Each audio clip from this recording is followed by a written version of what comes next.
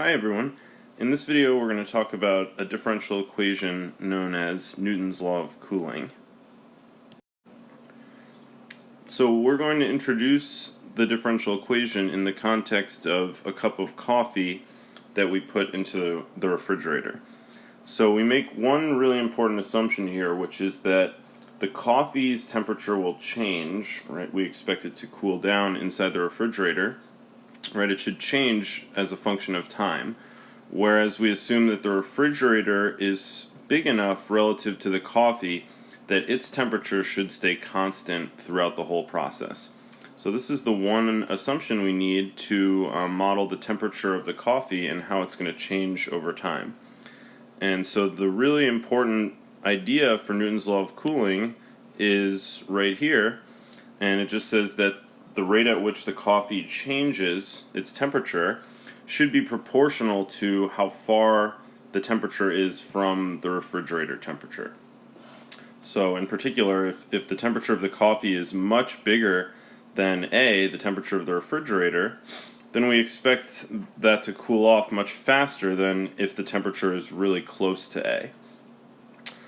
So right below, hopefully you can see that we've just sort of translated this physical idea into a differential equation where we have the temperature function of the coffee and its rate of change, and then we've related the temperature to the ambient temperature through this constant of proportionality. So I'll let you think for a minute about why we put this negative sign in here and force sort of the sign of the derivative to be opposite the sign of this difference on the right. And that's basically because we want this to make physical sense, and we want hot things to cool off and cold things to warm. So if you pick a small example, maybe this constant of proportionality is 2, and the ambient temperature is 35 degrees inside the refrigerator. So maybe the coffee is 100 degrees at time 0.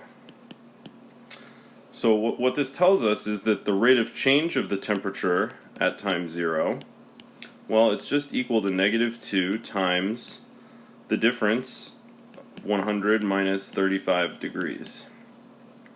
Okay, so 100 minus 35 is 65 times -2 is -130. Okay, so this would be in degrees Fahrenheit per minute if we take time to be in minutes. So this is saying that if we place a 100-degree cup of coffee into a 35-degree refrigerator, and this constant of proportionality sort of takes into account all the other physical parameters of the system, then initially our cup of coffee is going to start cooling off at a rate of 130 degrees Fahrenheit per minute. Similarly, we could use this equation to tell us about how the coffee is changing at other moments in time, depending on its temperature at that time. Okay, but this is a differential equation, and so what we're really interested in trying to do is try to find a solution. And so we will look at a slope field to try to give us some intuition for what the solution should look like. So on this slide you can see I've just translated the name of the function from t of t to y of x, just so it's a little more familiar, and we can use some of these free online slope field generators. And so I've also picked some values for the constants again here. Again, we have a equals 35, which represents the 35 degrees of the refrigerator, which is not going to change.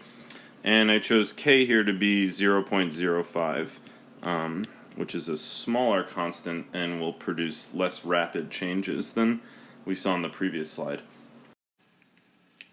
Okay, and so this website has generated the slope field for us, and we can see it looks like everything seems to be heading towards this line right around y equals 35. And if we think about it, that makes sense, right? If we put something in the refrigerator that's colder than 35, like maybe 10 degrees, we would expect it to, over time, warm up to the temperature of the refrigerator. Similarly, if we put something in the refrigerator that's hot, like 65 degrees, right, we would expect that to cool off and gradually approach the the temperature of the refrigerator. Okay, and that's what the slope field is telling us the solutions look like. But in fact, we can use this to try to make a guess at what the solutions are. So in fact, I'll have you note that if we define a new function to be the difference in the temperature between the coffee and the room temperature, then we can just take the derivative of both sides and see that this function d of t changes exactly the same way that t of t does. Right, that's because the derivative of the constant is 0. And if you make these substitutions up top, you see that, well, d prime of t is the same as t of t, and this difference, t minus a, that's what we're calling d of t. Okay, so in fact, you can see that this differential equation for d of t is just our normal exponential growth and decay equations. So in fact, we get from here that d of t is just any constant times e to the minus k times t. Okay, and we'll check that out on the next slide in more detail. But basically, the slope field led us to believe that the solutions should look like shifted exponential decay solutions. Right, here's the exponential decay, but instead of decaying to 0, we want it to decay to the ambient temperature, which is A. Okay, so this is a reasonable guess based on the form the slope field takes, but in fact, if you think about that function capital D, you can actually derive the solution outright. But here we'll just check by plugging into both sides that, in fact, no matter which c we put here, we'll always have a solution to this differential equation. Okay, so one other comment I want to make is that this a and k here, they don't look too different from the c. It's just an arbitrary constant, right? Except that the k and the a were determined by the differential equation. Right, the k that appears in the solution needs to be the exact same k that appears in the differential equation, and that's the same with a. C does not appear anywhere in the differential equation, and we're making a point here of saying that for any c, this will work. So it's important to realize that even though we're using a lot of parameters and constants here, some of them are determined by the differential equation. You can tell that because the constants appear in the differential equation, and one of them, just the c, is sort of an arbitrary constant that can be any number, and we get all of these many solutions for all the different choices of c. Okay, so let's just go ahead and plug this in. We're going to plug this expression for y into both of the y's in the differential equation. So on the left we take the derivative, on the right we do the function minus a. So there's the function minus a, and then we multiply it by minus k. Okay, so on the left, we're trying to check if these are equal. On the left I take the derivative, and I get the derivative of a constant, plus here I use a chain rule. And on the left, well, first we work inside the parentheses here, right? We have plus a minus a, those cancel. So inside the parentheses, what we're left with is c e to the minus kx. Okay, and if you check both sides, those are in fact equal. Both sides are negative k times c e to the minus kx. So in fact, this does solve our differential equation for any choice of c.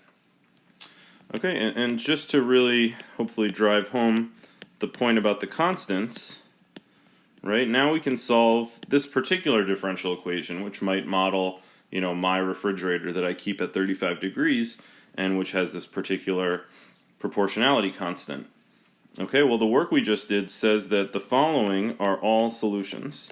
You just start with a, and then you add something that decays exponentially with the right rate. Okay, and the rate, again, is determined by the constant k in the differential equation. Right, so this is k, this is a, so they go into the appropriate places, and here's the general solution. Okay, so notice that it only depends on one constant, c. That's the arbitrary constant that's allowed to be anything. The a and the k are fixed and determined by the differential equation. All right, so we've got our differential equation and its general solution. right? All of these many solutions whose curves are over here in orange. So again, like last time, we probably are interested in modeling a particular cup of coffee.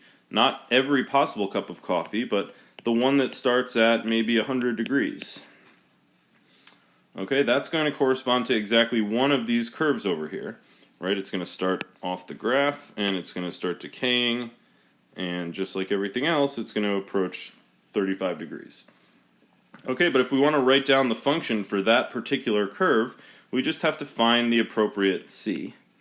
Right? Every initial condition corresponds to some c, and so we'll just plug in y of 0 is 35 plus c e to the 0, because we're plugging in 0 for x, and we're supposed to set that equal to 100. Okay, so if we solve this for c, we get 35 plus c equals 100, and so c equals 65. Okay, so for that particular choice of c, we can write down this particular function, 35 plus 65 e to the minus 0.05 t, or x, sorry. Okay, so this has no constants in it, just the variable x. This is just one function, and it's in fact that function up there that corresponds to a 100-degree cup of coffee put into a 35-degree refrigerator. So one last comment about this solution to the initial value problem we just derived. We can now use this to tell us all sorts of things that we might want to know about this particular cup of coffee. For instance, how hot is it going to be in 10 minutes, in 20 minutes, in an hour?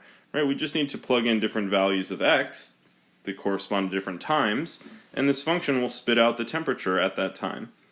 Similarly, maybe we want to know when is the temperature going to reach like 40 degrees. Right? Well, we can solve for that intersection point just by setting y equals 40 and solving for x. Okay, so hopefully you see the power in being able to model something with a differential equation, solve it, and have access to this solution that we can use to tell us all sorts of things.